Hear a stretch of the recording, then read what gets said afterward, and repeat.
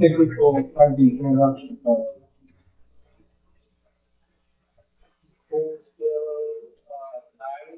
Theory.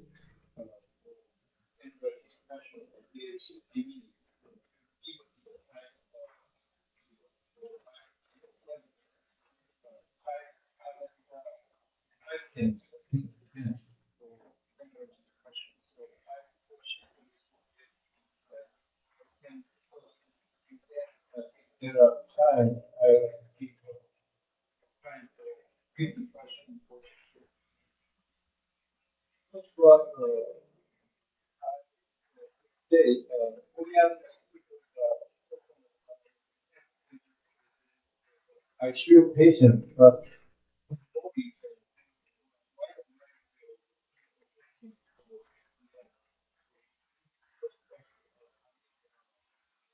good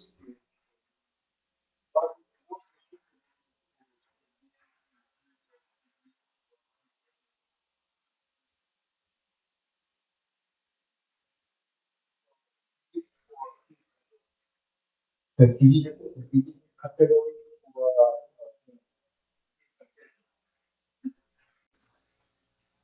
Interesting question because we were actually talking about that this morning because I was telling it's that this experience. So sorry, I'm calling this Peterman is short and sweet. It's easier. So I was telling this that it's this situation in hospital care. It's some elements are applicable to primary care and some may not be. So when you have more different settings that have different directions. When you have a central governing agency that link all the settings together, then can go to the top, and so it's easier. So if you have a level of spread between the different clinical settings, such as the primary care, it can be more difficult to implement wide scale. So is it impossible? I think not. I think you can find local strategies that will get you both across and you can reproduce this little ecosystem that's smaller and but you have to be more creative, I guess, when it comes time to incentive. So the incentive will be making more personalized to each settings. So for example, in primary care, and I was talking this about that. So in Canada, they are practice-based research networks. So the primary care clinics are connected for training residents. So each university is linked to around 10 clinics for the resident practice. So these, they have a central governing university. So this is a way to coordinate some kind of implementation through the university. And all the teaching clinics in the province are 4 universities, but they are all linked together in a research. So this was, the network was developed by my mentor, Professor Marie. And so what she did, she obtained funding, and in each of these clinics, she bought a room for doing research. And in each room, she had a video conference system, so she could do training through the video conference. So you need to build the system, and then we had it, and then I could use this network that she created for my research, but not only for her research. So she found it creative, but it's a bit more difficult, I think, when there's more locations, it's are small. how what So when we talk about the different healthcare structures, and if you also think about is there any kind of patients or is there any kind of diseases that is more suitable for genetic this, then I guess it is the case. More time we have, the less urgent decisions are, and the better patients are in a cognitive and emotional sense. This of course makes it easier to make a change. patients. However, I will never say there is one particular condition that is simply not suited to patients. It's only a question is easier or a little more challenging. But as long as you have a patient to talk to or a relative to talk to, and if you have at least two options to decide between, and one of these options can be not doing treatment or not doing treatment now, if these conditions are fulfilled, then chance depending is indicated on one hand and possible.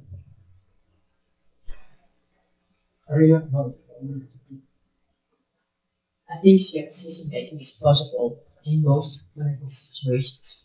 I think about it, you need to have a purpose sensitive decision. A decision where patients value the outcomes or the side effects differently. Because my neighbor on this side will value the treatment differently than the neighbor on this side. So if you have a clinical decision that are purpose sensitive, and there are several options, then you can then shared decision making is meaningful. That's just a very short answer.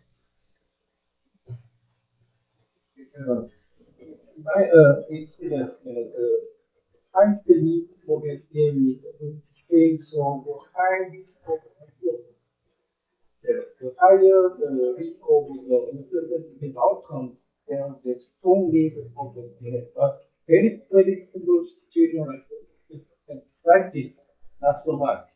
But end of life is like end of life, there is so many options and consistently outcomes and strong need of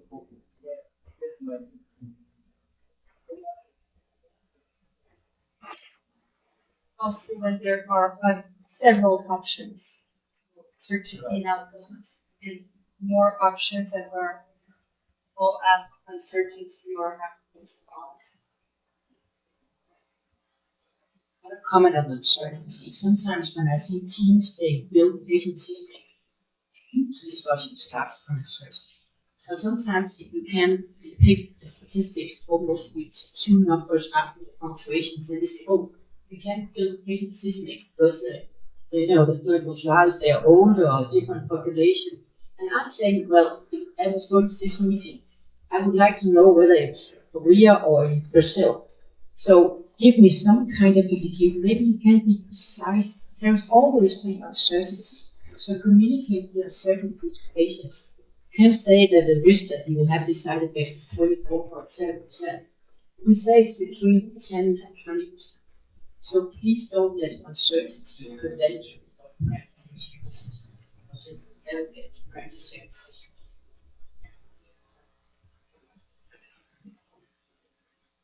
opinion discussion.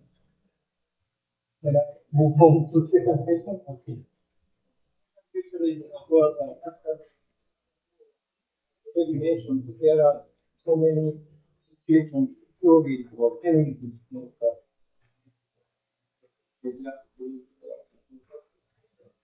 So, in case of SPM, that kind of safety, what kind of things are possible?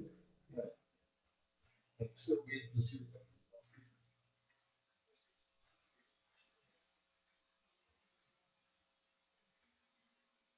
I think I have mentioned in my talk that first, I think it's still the patient's preference. Although the patient probably does not have the capacity to make his or her own decisions, the surrogate decision maker should have the patient's interest at heart. So we first need to know the patient's preference.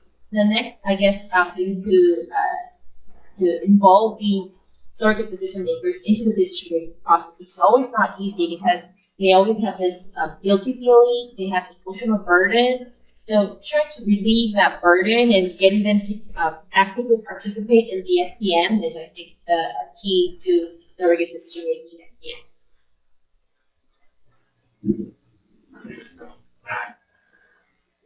So the research on the surrogate decision making or decision making caregiver, it's still not complete. So we still need to study this and Because in geriatrics, what we see is that the surrogate doesn't necessarily support the decision that the patient will have done. So there's still room for that engage surrogates. But it's not a reason not to engage them because they're needed, uh, supported in their roles, and so so maybe more training for surrogate decision makers. So I didn't see that very much. It might be a problem.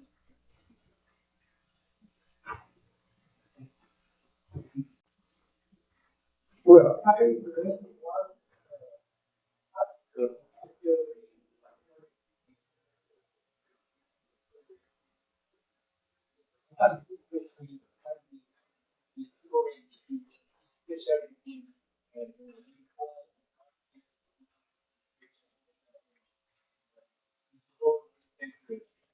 So there, pluralistic.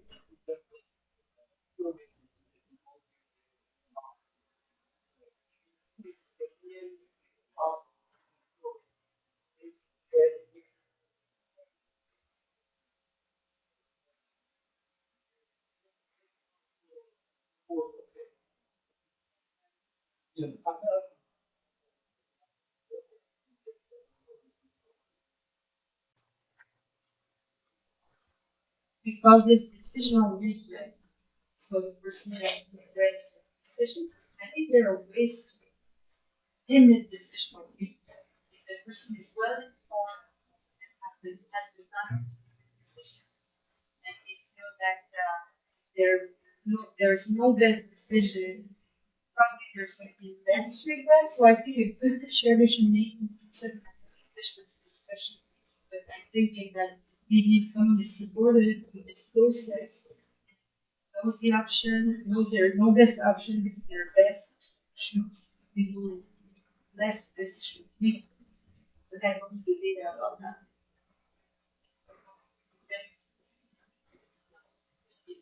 The support step in the nuclear especially, and for this kind of way can be organic, and we can not treatment, or we can limit aftercare when the patient will terminate the treatment decision.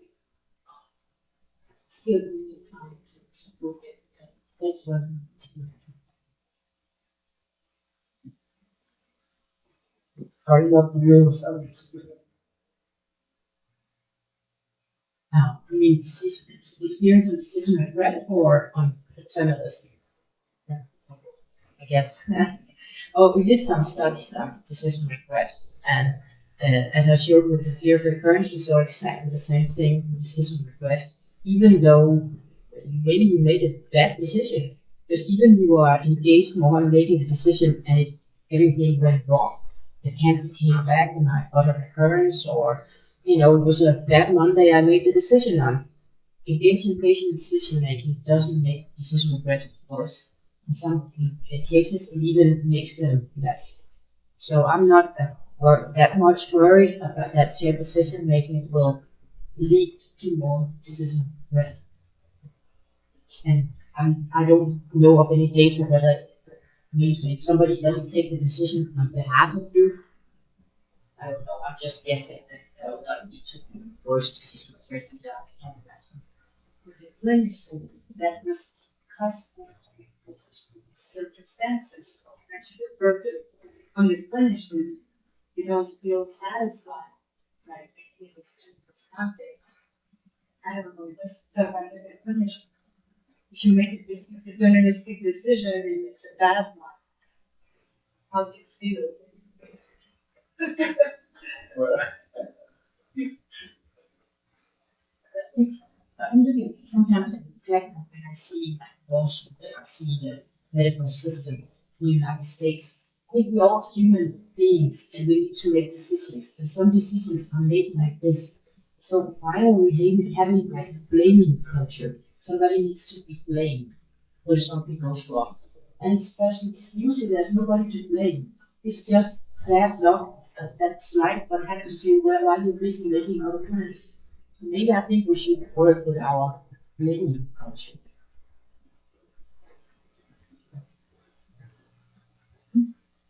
Move to next. Yeah. In here, they already mentioned some aspects of some confusion about informed consent for SDN. So in terms of legal responsibility for procedural consent, some they need full disclosure for SDN. What is the difference in terms of procedure or legal responsibility? So, responsibility in terms of education.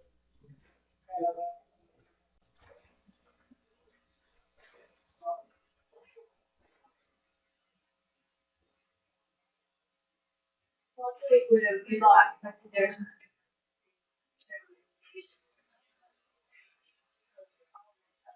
there's a big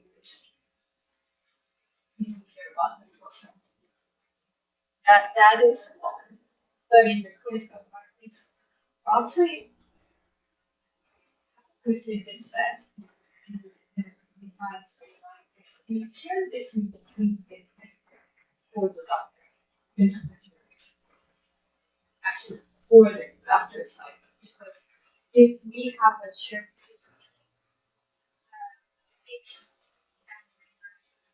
they do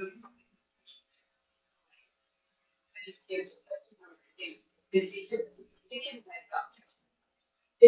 I think it's just a real situation, and in ideal situation, shared decision making, if we make a shared decision making, we can satisfy every single family members, and they can fully understand what happened, and they can fully understand what is the result of their decision, or they can share the patient's values and preferences about the choices in their case. I think we can base the blame. We don't have base the blame, and at the same time, we can have less inferiority with the family.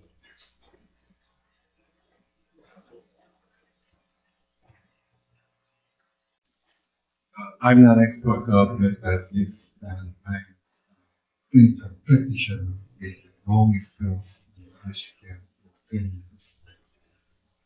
So I have to study SDN urgently to care for. Based on my study SDN, informed consent legislation. In case of informed consent, the responsibility of this data rely on patient and the treatment information, provision of sufficient information. The responsibility of providing information rely on doctor, and treatment decision rely on patient. So legally, the decision is clearly patient. However, in SDN, the proposal of SDN is to make a optimal treatment and make a concurrent insight of issue both patient and doctors face. That means decision of simultaneous. So there is ambiguity of response.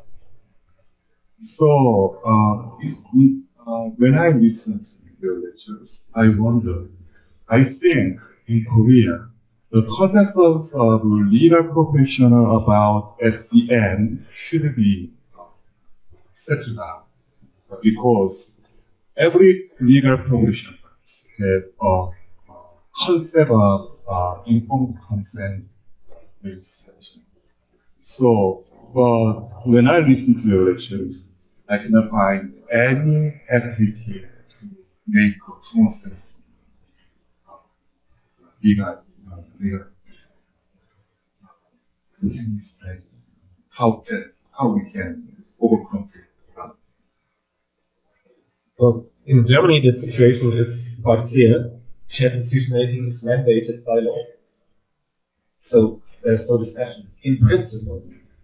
However, many physicians, or I would say most physicians, aren't aware of this law. So this explains why there's still no widespread shared decision making, because they simply don't know that they are mandated to do. However, if you decide to sue your physician because of not providing shared decision making, you will listen. So, as a further consequence, our hospital had a reduction in the premium for the liability improvements after having implemented shared decision making. Because if shared decision making is mandated and be sued as often as before, and if you are sued less often, then your insurance company has to pay less often. This means lower costs. This means they can lower the premiums.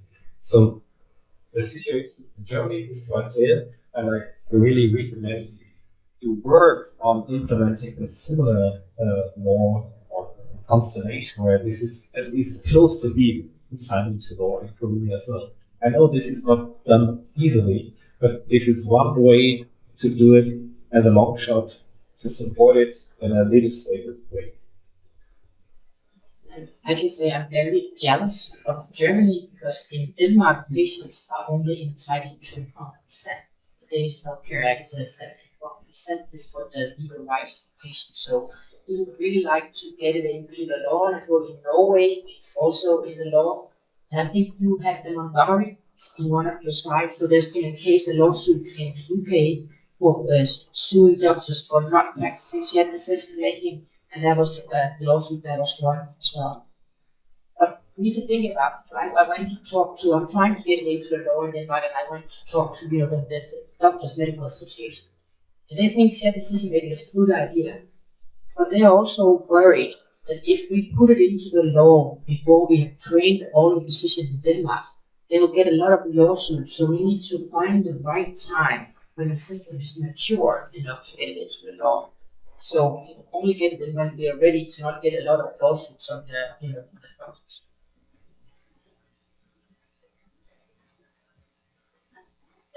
The situation is quite similar in Korea. The informed consent is by the law in our country. However, there has been a recent incident that a child was underwent surgery and had a bad result, and the patient sued the surgeon. And they already signed the informed consent, but the judge ruled that although the parents signed the informed consent, they did not actually know there were other options. So my question is, if SDM is required by the law, and you have to prove that you did SDM, what would be the legal documents proving that you did SDM? We've been working with documentation in TEMR for 2 years. And after working with shared decision making for 10 years, research, first 5 years, now after 10 years, we're ready to document it. So we practice shared decision making by the 4-step organization called the social adoption to preference organization. So we document those 4 in the electronic medical chart, and allergy and all that. Then we go down to conclusion plan. So now they'll go a piece into the conclusion plan piece of the electronic medical chart when you document what was agreed upon. It took a long time. Another way is to document that you've handed over a decision making. This is already an indicator that something like shared decision making should have happened. Or what we also do if we have the doctor's letter that has been sent out, then we simply put in small parts of a sentence like during a shared decision making process, a decision was made to. So it's only half of a sentence, but it indicates that something has happened. Or you may also fill in like due to the patient's wish that, or due to the condition that the patient prefer to have treatment that is that can be done from home. We chose to. So these are small things that you can do. Fortunately, in Germany, it's very rare that you can sue. We don't have a suing culture, fortunately. So this does not happen that often. But if it happens, it's easy to say, well, I have done everything that I should have done according to the law. As you can see, documents here and there. And by the way, here's my training certificate renewed last month. And by the way, our department is certified, so you can believe that this is what we really do. And there's no problem. I'd like to ask something. So, do they have also informed consent to sign in addition to initiation? No, usually there's just electronic medical chart after your allergy and finding systematic documentation. There's usually one says informed consent, just write a sentence, patient has accepted this and that. They don't, there's no signature of anything in the market, we just put it in the email. I move to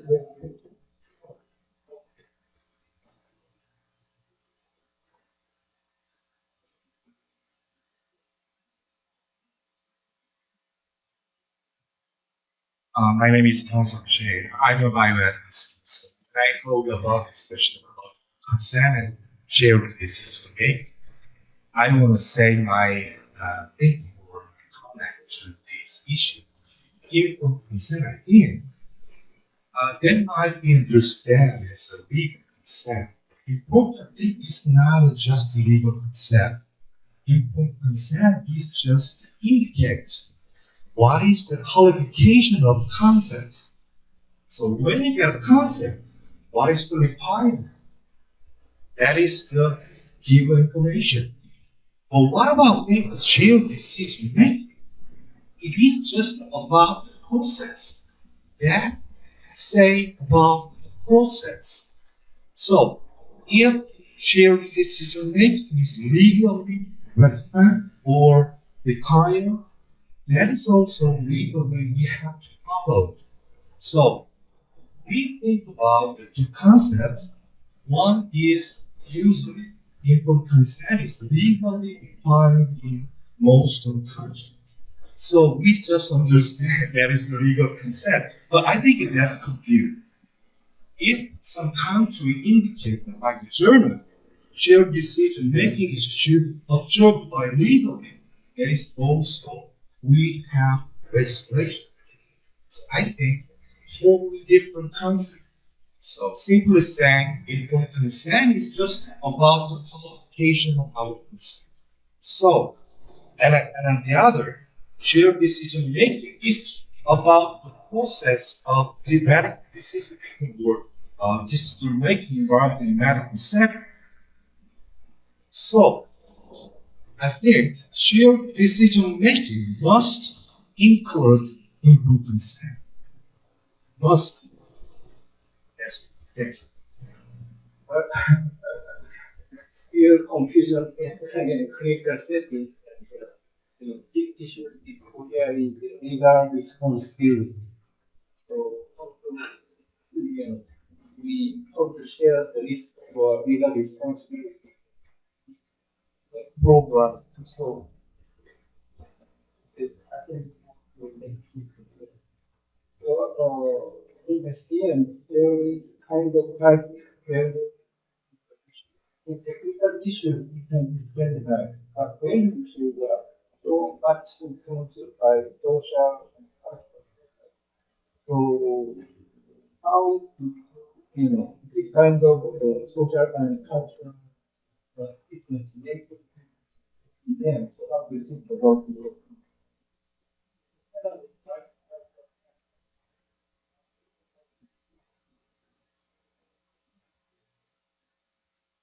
This is a very, very good question. So, we're starting to work on this, but it's not that fast. So, for example, in Canada, we have a very high rate of immigration And what we see is that we have interpreters that support the patient or the immigration to talk with their patient.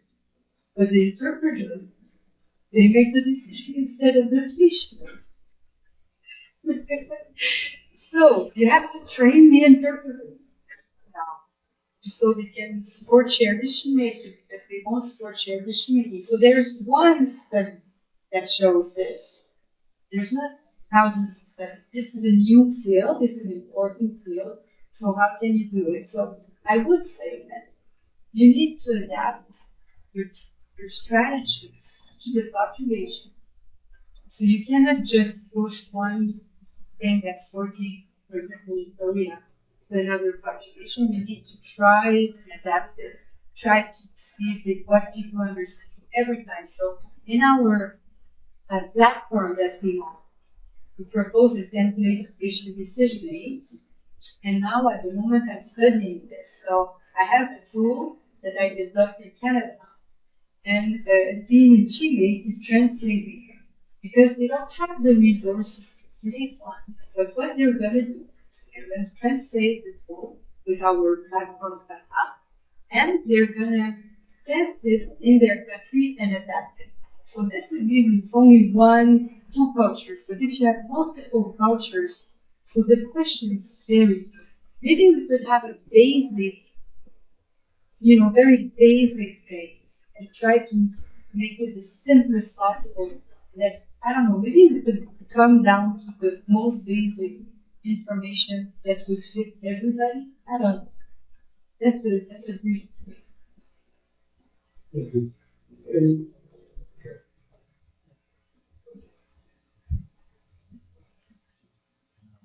And that issue, I think the cultural variation is very Korea, as I mentioned in my country, still collectivistic cultural country, I think. So, 2 weeks ago, I have a patient with a less poor vision. She complained of severe dyslexia. So we plan the insertion of the poor PCB. The patient agreed with that, but the next day, his daughter came to our hospital and complained, why do you try to insert PCD without my permission? It is a familiar situation in Korea. So until now, in Korea, any family member wants to be a main actor in the decision. So in Korea, family meeting is very important. To make appropriate shared decision making, not just the patient, with the family. Patient also feel safe with their family. So discussion work together and get a conclusion we can get. But without permission or without discussion with the family, it is very difficult. We can some problem to that. So in Korea, still the pattern of the SDM is a little bit different compared to Western country, I think. I think you just need to adjust little elements of this and this and this that fits to your circumstances, because it's not requested to change the culture. You can't change the culture, and it takes forever. You try to change a little thing, it takes 10 years. So if you use something like Victor's model and use something in Nick's model and use take which elements that fits you the most and then make it very, I think I would be very pragmatic and find out, start small and start with some small elements. And then think about a way how you can make it fit in your places and how you engage with families with very important decision making need to develop a market value engage them. And this is not that uncommon. We make that it's unique. So there's a new model in Cherish for indigenous that has been created in Australia for Aboriginal people. So typically indigenous communities, like in Canada, the First Nations, the family is very, very good. And in original studies as well. So they created two different models. Well, not two. But they adapted, as the Karina was saying, they adapted the model. And so maybe you could be inspired by this. So if you want, I will give you the reference. So family, I like the idea, someone mentioned this, family decision making, is that you at it? Family, yeah, but you had a family decision making. So this is a nice answer. In the end, I guess you have still to differentiate between different areas where culture makes a difference and where it does not make a difference. I mean, on the one hand, of course, shared decision making in Korea may always look different from shared decision making in Germany. And in addition, the way the strategies to implement shared decision making may also vary. You may not apply the same techniques and training methods that are successful in Japan, for example, also to Korea and vice versa. So adaptations are necessary. However, in the end, what justifies shared decision making is, in my opinion, not different. Because in the end, it can be boiled down to one simple thing. There are some people who would like to invest, for example, 4 months of chemotherapy to live 6 months longer. And there are other people who don't. And I guess you will find thousands of examples where it can be boiled down to simple things like this. And this decision happens within one person. And it doesn't really matter which culture this person has grown up or is currently living in. So I guess the necessity of shared decision making in itself is not discussed, but the way to apply it in practice and the way to make it happen and to enable it is may very well vary between all the different countries and also times. Also today in Germany, we do it in a different way than we've done 10 years before. So also time makes a difference within the same country, Okay, on that, well, I think the whole is that I need to mention about AI. So, those investments that AI, they see it but well, in terms of the technology, aspect, AI can help in the patient care.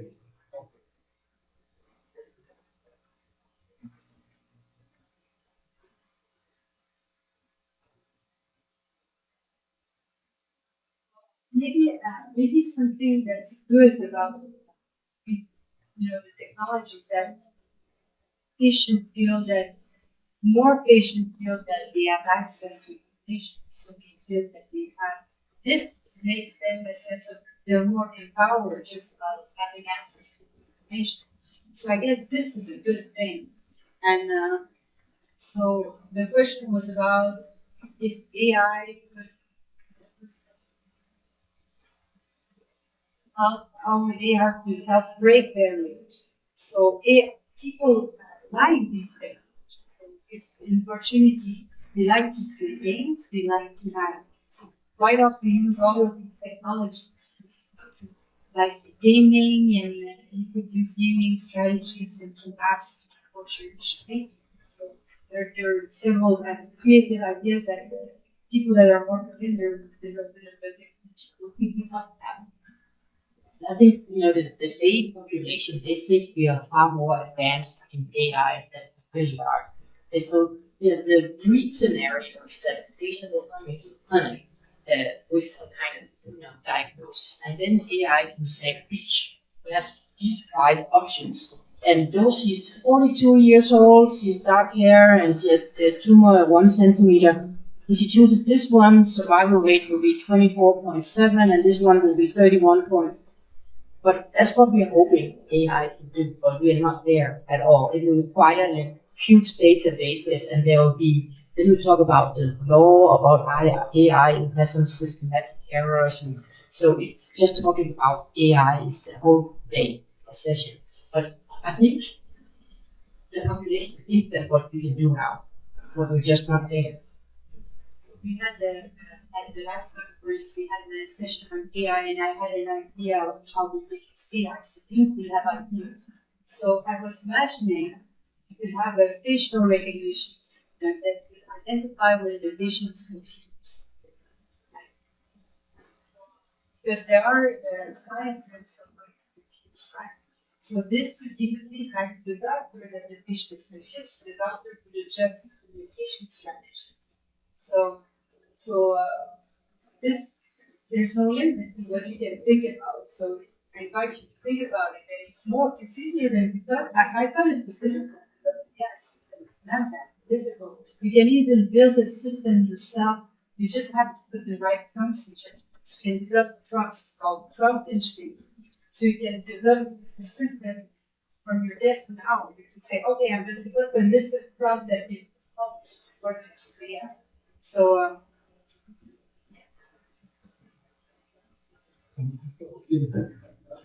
Future work. I also agree that AI could somehow empower patients because there is a very big gap in how what they know and what the physicians know, especially in the ICU. We'll talk about vasopressors, talk about ECMO, and what are you talking about? There's a very big gap, and it's very difficult to suddenly get some A to Z. So if the AI could provide at least a guide, easy like a template for future, at least for them to have a basic knowledge of what the SDN is going to be about. I think that would be helpful. Another part is, I think that the patients usually, or the family members, families need support. They feel very alone. They feel like, oh, this is just happening. We have to be. And if AI can analyze vast amount of data, and they could anonymize the cases and say, oh, this patient, this case ended up having this decision, and those kind of case scenarios, real life case scenarios, and if we will be able to present those cases to the patients who are actually kind of not know what to do. Maybe it might help in their decisions and feeling that they're not the only ones who needs to have this burden of decision making. So the stories, patient stories, you need to be really cautious when you use patient stories in case reviews. So now it was in IFTAS that you could use case patient stories into decision aids, and they removed this because there's a lot of risk. The way you construct the case scenario needs to be in a way that it will not bias the decision. So, for example, if you want to give an example of a patient that has made this decision, you have to present another case of a patient that did not make this decision. So, at the moment, this kind of stories, but maybe that's not what you were saying, but so maybe you can use AI for other kind of information, but just want to tone down a bit. I don't know if you agree, everyone. We actually have patient narratives, not patient business, but it needs to be balanced. As I say, the same thing. It needs to be one patient statement for each of the options. I chose this because for me it was important, this, and I chose something else for me. So I've seen someone where I had to tell the developers, this is where you need to, this is not good. You need to find somebody who chose something else. You need to make sure that they don't put 5 statements in for somebody who chose the same decision. There's a study on how to create patient stories or how to present patient stories. They're actually proven that, and she has very strict criteria. So I use patient stories to display the patient that she made, not on what decision they made, but it's a case story of. So it's not like saying the decision, but so show the patient that someone in this decision in this context was sharing. Sometimes it's difficult for venues clarification, for patients to find out what matters to them. I see patients reflect on the patient narrative, so it really is helpful for venues clarification, which is the difficult one. Okay, now it's awkward question.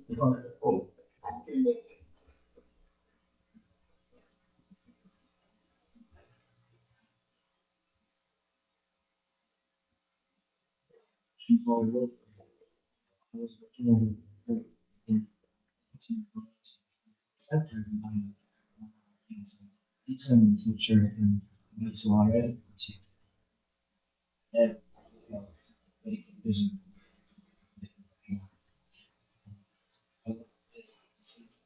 Functional components specific to learners. First, thinking about the similarity differences. For the respect of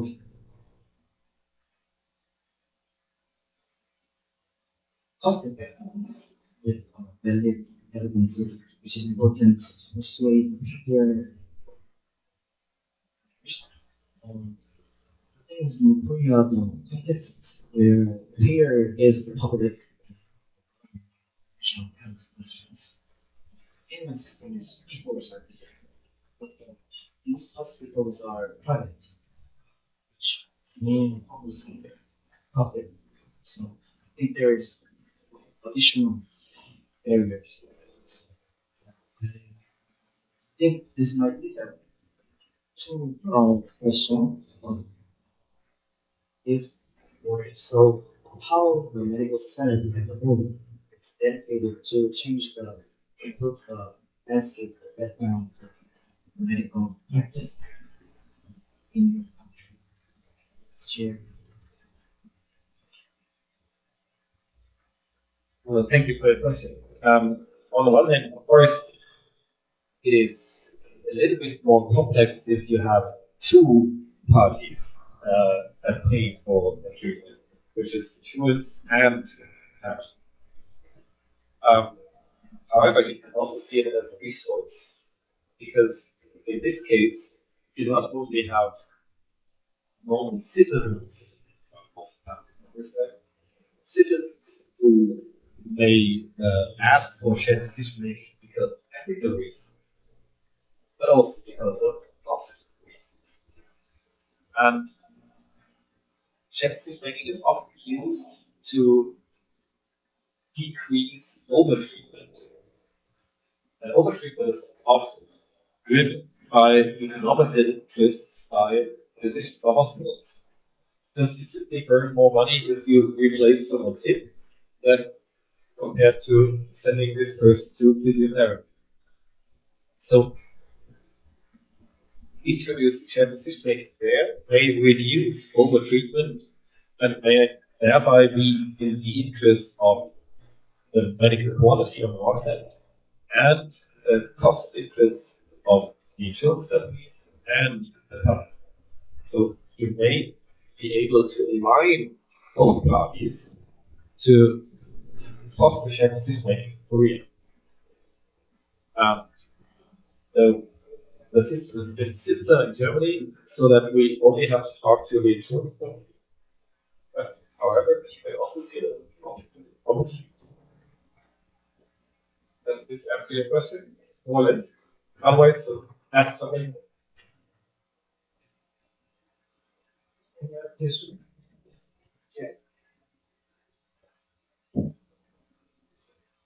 I can add a little more because Denmark is free for testing service. Denmark has Germany and they use wonder things. So they encourage nurses to meet patients more often and give more information than so they make provide decision for themselves can be outcome better and the health cost of the plan is down. So they are keeping service. So there's a good procedure. Our situation. That's why I'm from care and we keep asking change our system. We cannot totally change from the we try to change, we try to change like 30% is what we think, the rest of them still because so we are supposed to keep working. Thank you for your nice discussion. And I'm someone from the Beijing University. and I'm Professor for School of Nursing. And I would like to ask about this cultural perspective about the patient autonomy. Because during my experience, the perception about autonomy, the patient autonomy level is probably different with the Western culture and Korean culture, and also it's also different from each healthcare providers in the hospital systems. And then I think the perception about the patient autonomy, especially in the context of the shared decision making. Oh, this is my choice, this is my responsibility, or oh, this is for the doctor's responsibility. This perception is people to distinguish the process of the shared decision making. So I would like the cultural perspective of the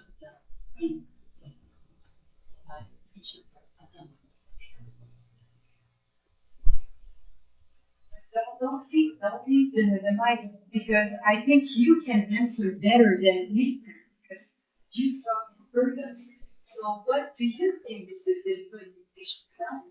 Because for me, it's difficult to imagine that it's different from what my conception is. My research about preventing mastectomy for the cancer patient who has patients, and when they decide if they need to undergo the preventive operatory or mastectomy, the patients are really confused about when the doctor said it's your choice. Well, they don't understand that it's their choice. Yeah, It's only that they don't understand it. It's not that they don't value it. yeah. Okay, I get that, because we have that also. If you say to a patient, today I want to share the schedule, they will say, what? Okay, they don't understand it. So it's very difficult for them to understand this concept, because they're trained, the patient are trained deterministically also. So it's very difficult for them to understand, but it doesn't mean that they don't value autonomy. Do you think it means that fundamentally they don't need autonomy? I think it depends on patient preference. Yes, so we call them meta preferences. So there's the preference in the decision, this treatment or this treatment. But the meta preference is the choice to not being engaged in the decision. Right? So some patients, but I'm not sure it's cultural. So I know that some patients would prefer, sometimes they may feel vulnerable, they don't know that they can make the decision, they don't want to be involved in the decision, and this is okay. But they need to have the chance to make this decision, I think. And I would also say that in case of geriatrics, I recommend to clinicians to challenge it a bit. Are you sure you want to make a decision? Just to challenge it a little bit, not make the patient uncomfortable, making sure that it's really their choice. But so, I don't know, are we answering? I don't completely agree. I usually, as a doctor, I would say to the patient, I will happily help you make a decision. But before I can help you, I need to know a little bit more about you. What's your life like? What's your purpose? That's what I reply back when I get that kind of question from the patient. I actually want to add one more thing about patient autonomy. I think one of the other barriers for implementing shared decision making is that clinicians are afraid that patients will come and request all sorts of treatments that are not on the list. They have read something in some magazine or they last, and so for me, shared decision making is shared. It's not for the patient to come and request. If you said that mastectomy, because maybe that's for a female who has a BRCA mutation, you will discuss the preventive mastectomy with her. But imagine you would have a completely healthy 27-year-old woman with no family history and no BRCA mutation coming to you requesting a mastectomy because she's worried of breast cancer. That's not, you will never offer her a mastectomy if she's healthy and doesn't have any genetic profile. So that's not a patient autonomy. Patients come and request something that you would never offer. So for me, teaching is about shared decision making. Is try to say, well, shared decision making is not for your patient autonomy to come and request all sorts of things that you are not academically capable of. So it's a shared decision. It's also shared decision making is not putting away skills as a decision. It's a shared decision. If you did some before, we are can just be moving that the only but now in crash. We are at course. We must be sure professional very hard, very I think we have been open to go to that technology every way to build their future for young men. Thank you.